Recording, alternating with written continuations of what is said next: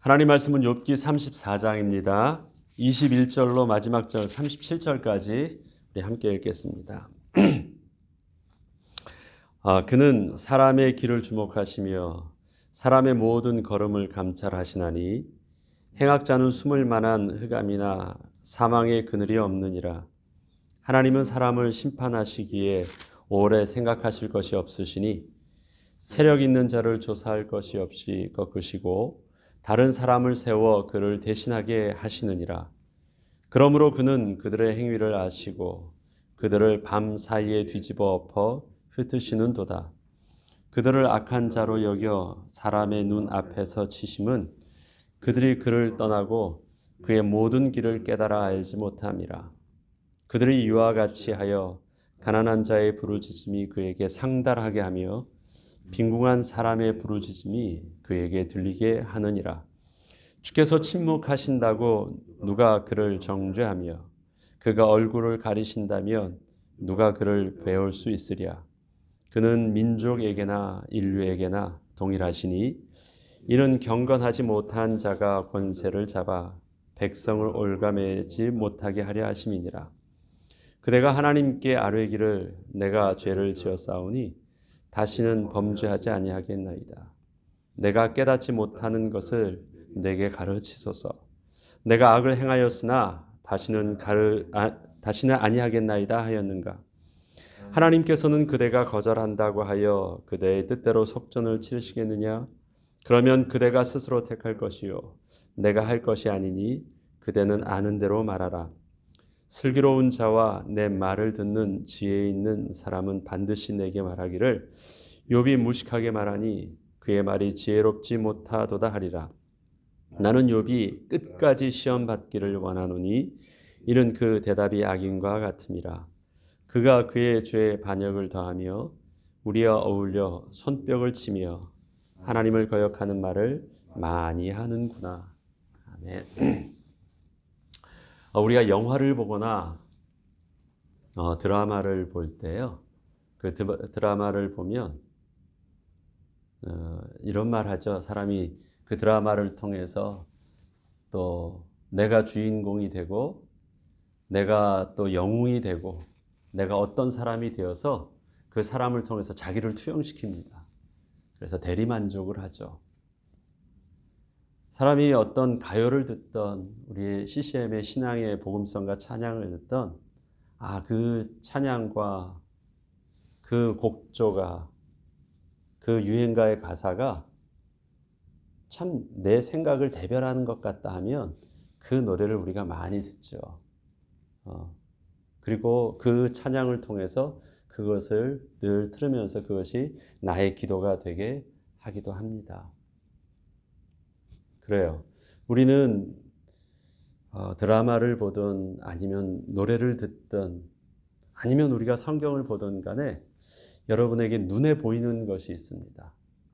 일단 여러분에게 귀에 들려지는 것이 있습니다. 들려진다라는 것은 무엇입니까? 그 사람의 말이, 그 생각이 지금 나의 생각과 같다. 그러면 나는 그 들려지는 사람의 입장에 서서 모든 것을 보기 시작합니다. 그런데 들려지는 것도 있지만 내 앞에 보여지는 것이 있습니다.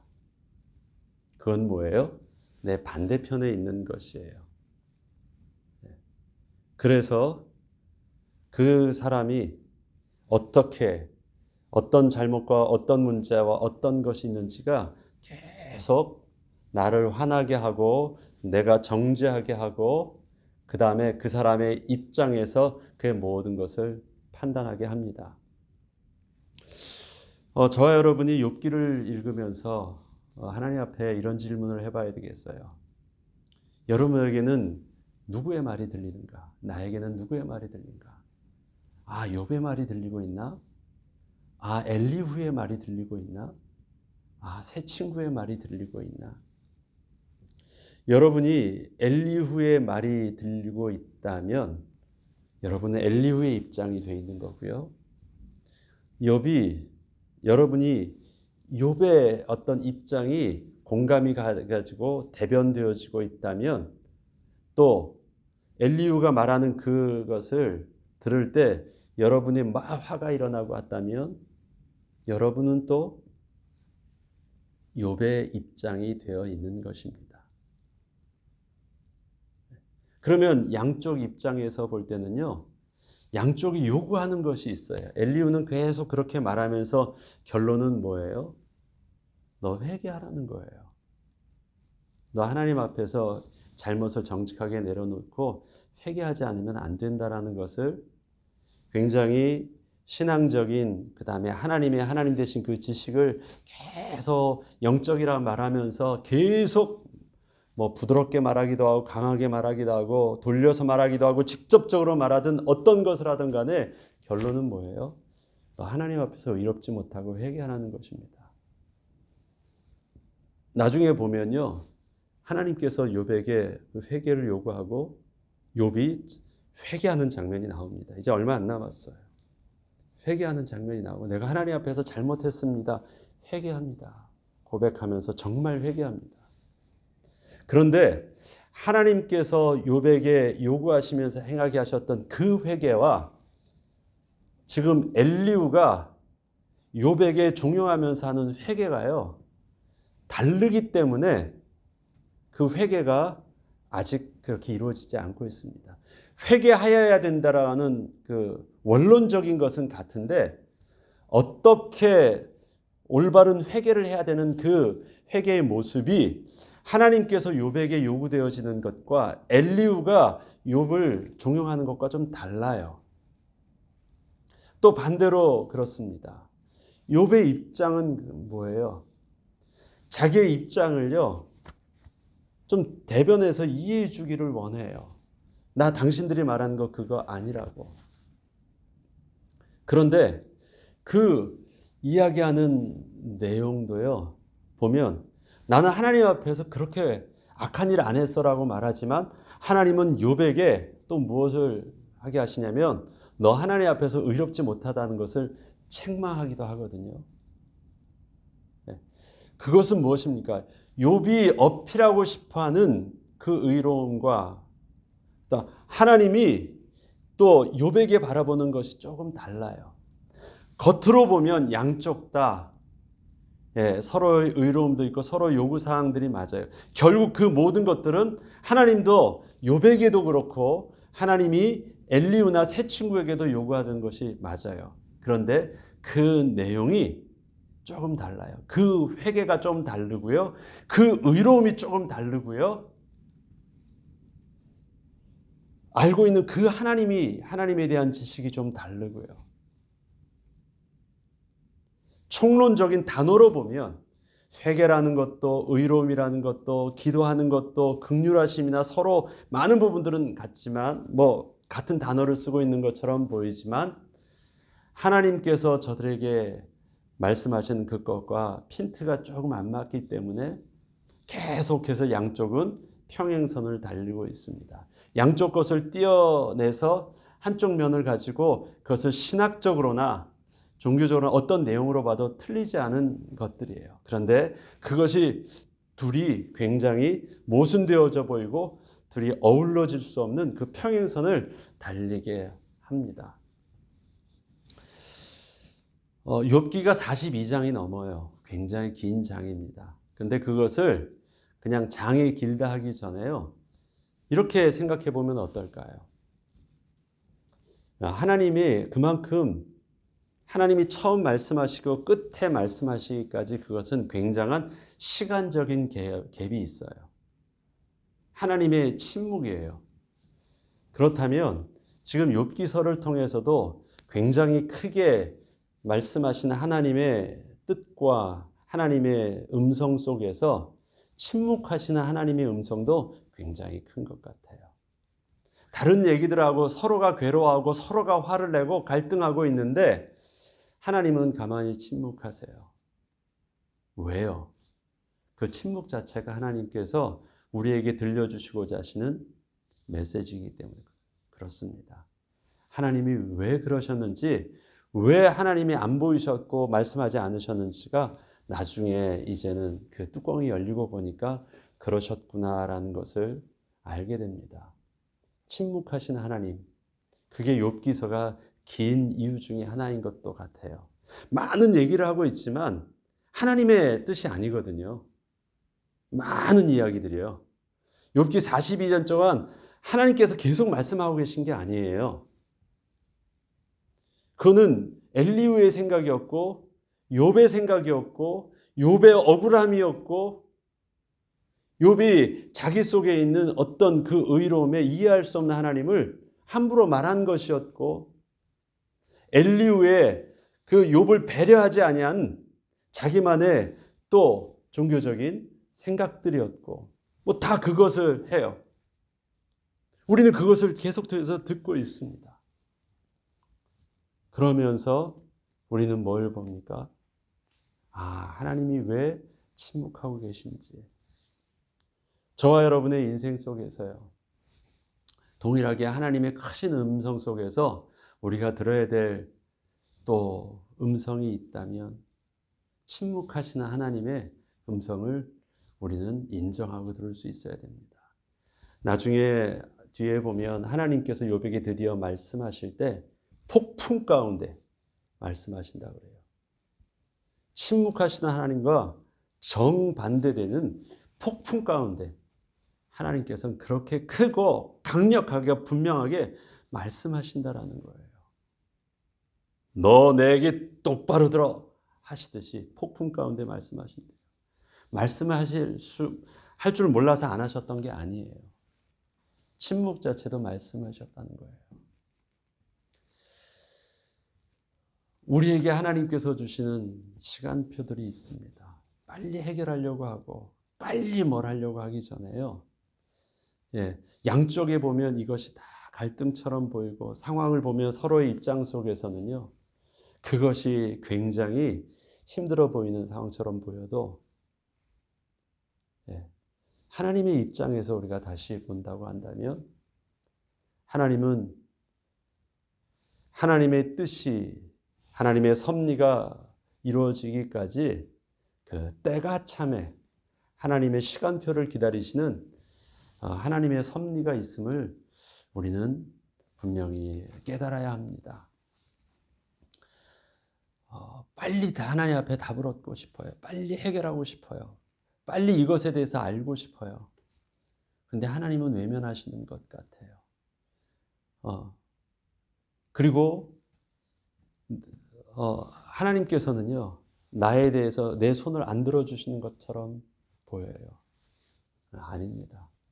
하나님이 지금도 치밀하게 하나님의 시간표는 하나님의 시계는요, 절대 빠름도 없고 늦음도 없이 계속해서 진행하고 계십니다.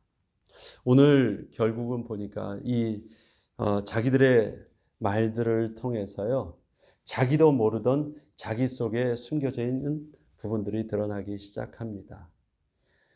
사람은요, 눈을 열면 이런 말 있잖아요. 내 눈에 들보는 보지 못하고 사람 눈에 있는 저 티는 본다고요. 그게 우리 죄성 있는 인간의 비뚤어진 시선이거든요. 나의 모든 부분들은 뭐 내로남불이라고 말하듯이 나의 어떤 것은 잘 안 보이고 다른 사람의 것은 더 크게 보이는 그것. 그래서 스스로 말을 하게 하면서요. 그 말 속에서 남을 보지 않고 나를 볼 수 있는 나의 어떤 부분들을 객관적으로 볼 수 있도록 꺼내게 되어지는 작업들이 보이게 됩니다. 지금 엘리후가 자기가 이 오늘 본문의 뒤에 보면 36절처럼 나는 욥이 끝까지 시험 받기를 원하노니 이는 그의 대답이 악인과 같으니라. 엘리후가 자기 속에 있는 이러한 악한 감정과 긍휼이 없는 것과 그에게 있어서 정죄하고 있는 자기의 모습을 엘리후는 자기가 이럴 것이라 상상을 했을까요? 그렇지 않아요. 자기가 가지고 있는 옳다고 하는 그 신앙적인 그 논리의 오류 속에 빠져가지고 그것이 결국은 어떻게 해요? 자기 속에서 자기도 알지 못했던 자기의 숨겨져 있는 악을 끄집어내도록 작업을 하고 있습니다. 누가 끄집어낸 게 아니에요. 엘리후가 스스로가 그렇게 하게 된 거예요.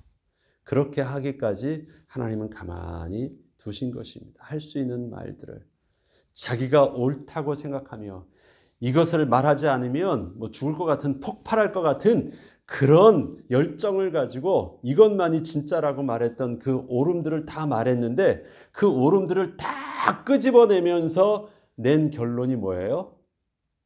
욥을 저주하는 거예요. 욥이 틀렸다고, 욥이 악하다는 거예요. 왜요? 하나님은 욥을 뭐라고 말씀하시는데, 욥보다 의로운 자가 없다고 말씀하시는데, 욥도 그렇습니다. 억울하다고 얘기하는데 그 속에서 일어나는 욥에게 있어서 그동안 보여지지 않았던 성품들이 있습니다. 그는 인자한 자였고 온유한 자였고 심지어 종들까지도 배려하는 자였는데, 하나님께서 욥을 책망한 큰 것 중에 하나가 뭐냐면 욥이 성질냈다는 거예요. 욥이 분노했다라는 거예요. 너 하나님 앞에서 그렇게 억울하다고 그렇게 화를 내지 말라는 것입니다. 너 잘못했다라는 거예요. 그거 아니라는 거예요. 억울하다고 말할 것이 아니라는 것이에요. 너 속에 그런 악이 있다라는 것을 드러내게 하십니다. 다 드러내요. 다 드러내게 하시는 과정들이에요. 누가 다른 사람이 나를 끄집어내면 그것이 상처가 되는데 결국은 어떻게 해요? 자기의 숨겨져 있는 하나님 앞에서 부정과 악과 죄의 근본들이요, 스스로가 끄집어내는 과정들을 갈등 속에서 하고 있습니다. 우리는 욥기서를 읽을 때 그 주인공들 속에 욥 뒤에 내가 숨지 말고요, 엘리후 뒤에 내가 숨지 말고, 나 대신 욥이 말하게 하지 말고, 나 대신 엘리후나 새 친구가 말하게 하지 말고요, 욥이 하는 말을 듣는 것. 그래서 욥 뒤에 서지 말고 욥을 내 앞에 두고 욥이 나의 거울 되고, 엘리후 뒤에 숨지 말고 엘리후 앞에 서서 엘리후가 나의 거울 되도록, 새 친구가 나의 거울 되도록 서야 됩니다. 그게 하나님께서 우리에게 욥기서를 통해서 이제는 보게 하시고 듣게 하시는 저들의 모습이 아니라 나의 모습입니다. 나의 모습. 그것을 하나님은 다 알아요 하니까, 이게 처음에는 다 알아요 하면 훌떡 지나갈 줄 알았는데요, 계속해서 집요하게 이렇게 말씀하시고 저렇게 말씀하시면서 이것을 40장이 넘도록 끌고 가세요. 그러니까 어떻게 돼요? 한 번은 네 하면서 흘려 지나갈 수 있었는데 계속해서 하니까 결국은 어떻게 돼요? 그 말씀 앞에서 끝까지 안 보려고 했던, 못 보려고 하고 모른 척 하려고 하고 외면하려고 했던 나의 부분들이 하나님 앞에서 정직하게 드러날 수 있는 상황들로 만들어 가십니다. 문득 새벽에 그 생각이 들더라고요. 우리에게 성경에서 말하는 40이라는 숫자가 인간에게 있어서는 한계를 가지는 숫자라고 했잖아요. 40일에 금식이든 40에 하나 감하는 매든 40년간 치료하게 하셨던 이런 모든 40이라는 것 속에서 그냥 욥기도 40장이 넘도록 끌고 가실 때는요, 더 이상 숨지 말게 하시는 그냥 하나님의 또 말씀들을, 그래서 섣불리 하나님께서 우리에게 결론을 내기시잖아요. 어떻게 해요? 하나님의 시간표는 언제까지 기다리시냐? 내가 하나님 앞에서 정직하게 설 때까지 하나님은 침묵하셨다가 그리고 말씀하십니다. 결국은 뒤에 보면 욥이 회개해요. 내가 의롭지 않다라고 회개해요. 누가 듣고 싶었던 얘기였냐면 친구들이 듣고 싶었고 친구들이 원했던 행동이에요. 그런데 욥은 그것을 하나님 앞에서 인정하게 됩니다. 친구들이 말했던 그 모습을 자기가 인정해서 그렇게 한 게 아니에요. 거룩하신 하나님 앞에서 자기의 모습이 부정하다라는 것을 시인할 수밖에 없었기 때문에, 거기서 무지하다는 것을 알 수밖에 없었기 때문에 그 하나님이 비춰주시는 하나님의 거룩함 앞에서 회개하고 자기의 무지를 내려놓고 하나님 앞에 나는 아무것도 모릅니다, 하나님의 은혜를 구합니다라고 얘기해요. 그것이 올바른 자신의 모습 앞에 정직하게 하나님 앞에 선 모습이었고, 그러한 욥을 통해서 하나님께서는 또 어떻게 하십니까? 그 마음을 가지고 너희 억울해가지고 아무것도 할 수 없었던 그것, 이젠 친구들을 위해서 그렇게 기도하라고 해요. 친구들을 위해서 네가 변호해주고 그를 위해서 용서해주고 하나님께 기도하라고 해요. 그러면서 모든 것이 회복되어집니다. 오늘 본문을 보면 욥이 하는 그 엘리후가 하는 말이 하나도 틀리지 않습니다. 하나님의 하나님 되심이 틀리지 않습니다. 그런데 어제도 말씀드렸지만 엘리후의 그 말 속에서 심각한 오류는 엘리후가 말하고 있는 하나님의 성품에 있지 않습니다. 무엇하고 있어요? 침묵하고 계시는 하나님을 이해하지 못하는 거예요. 그러한 하나님이 말씀하시지 않는데 그러한 하나님이라면 이럴 것이야. 그러한 하나님이라면 이렇게 참지 않으실 것이야. 그러한 하나님이라면 이것에 대해서 가만두지 않으실 것이야. 가만두지 않으실 것이야 라고 생각했다가 그것이 좀 더 발전적으로 하니까 거봐, 가만두지 않으셔서 네에게 일어난 일들이 너에게 지금 발생했던 그런 재앙이야. 너의 재앙 속에서 하나님은 가만히 있지 않으셨었잖아. 그런데 아직도 지금 좀 힘이 좀 남았구나. 그래서 너가 지금 그렇게 말하지. 이제 하나님께서는 그 남겨져 있는 힘, 네가 억울하다고 말하면서 하는 그 힘까지도 나는 완전히 다 싹 빼가기를 원해 라고 얘기하고 있는 거예요. 그 내용이 오늘 내용입니다. 문득 그런 생각을 해봤습니다. 만약에 내가 설교를 하는데 그렇지, 하나님의 하나님 되신 일들을 틀리지 말, 설교자로 말하지. 그러나 그 설교 속에 하나님의 긍휼과 침묵하시는 하나님의 또 다른 뜻이 담겨져 있지 않다면 그 설교는 어떻게 될까? 결국 엘리후의 결론이 나는 것 아닐까? 아, 하나님 앞에 정직해야 되겠구나. 설교의 내용이 틀린 것이 아니라 설교를 통해서 나오는 그 결론이 결국은 한 사람을 저주하게 하는 거라면, 한 사람에게 있어서 망하게 하는 것이라면 그게 설교일까? 반대로 설교를 듣는데 그 설교는 맞는 것처럼 보이지만 틀리다라고 해서 그 속에서 하나님의 음성을 듣기 전에 욥이 들을 수 없었던 그 마음을 가지고 또 그렇게 닫혀 있다면 그것이 우리에게 예배가 될까? 하나님은 늘 하나님 앞에서 우리의 모습들이 늘 정직하고 그 말씀 뒤에서 숨기보다는 그 말씀 앞에 나오기를 원하십니다.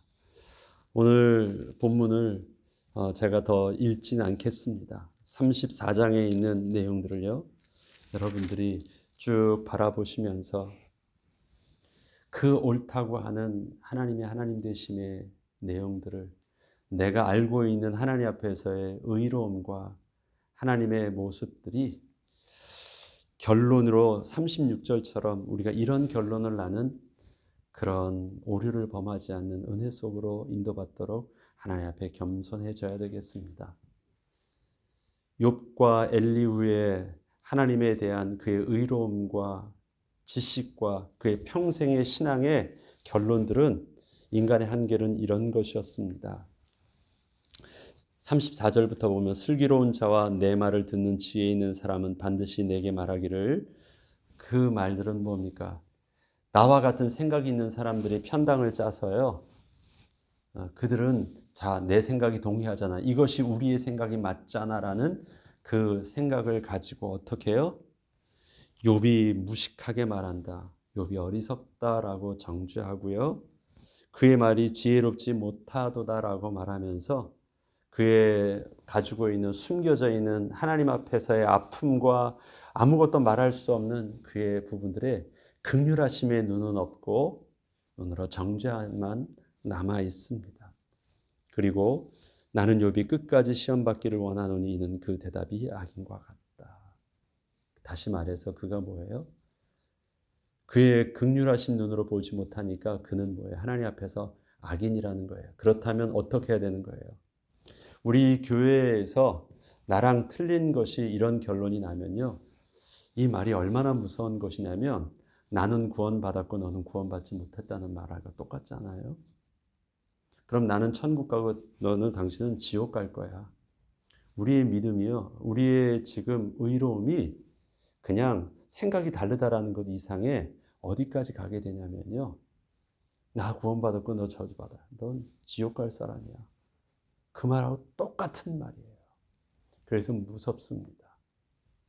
그럴까요? 다른 것이 심지어는 국가가 서로 죽이면서 총불을 겨누면서 죽이고 있는 그런 싸움 속에서도 하나님은 양쪽에도 거룩한 하나님의 백성을 두고 있는데 지금 가장 친하다고 가장 지금 사랑하면서 말하고 있다고 하는 그 엘리후의 입에서 나오는 말이요. 결국은 뭐예요? 너 구원받지 못했어. 너 저주받은 자야. 하나님 버림받은 자야. 라고 말하는 그런 분노와 그런 자기 자존심과 그런 자기 모순 속에 빠져서 교회를 분리시키고 있습니다. 얼마나 두려운 말입니까? 하나님 앞에서 온전히 침묵하시는 하나님의 음성 속에 우리가 귀를 예민하게 듣지 못하면 우리는 지금 우리의 미움과 우리의 갈등과 우리의 의견의 다름들이 우리의 오해함들이 어디까지 가고 있어요? 주님께서 피로 값주고 사신 그리스도의 몸이 찢겨지고 있습니다. 그러지 않는 그렇게 우리가 정말 사단의 종노릇하는 그런 거짓말에 속아서 그렇게 망해가는 우리의 모습이 되지 않도록 하나님 앞에서 정말 겸손하게 정결한 마음과 정직한 영을 달라 기도하고 우리가 하나님 앞에 무릎 꿇는 은혜가 있어야 되겠습니다. 주기도문으로 예배를 마치겠습니다.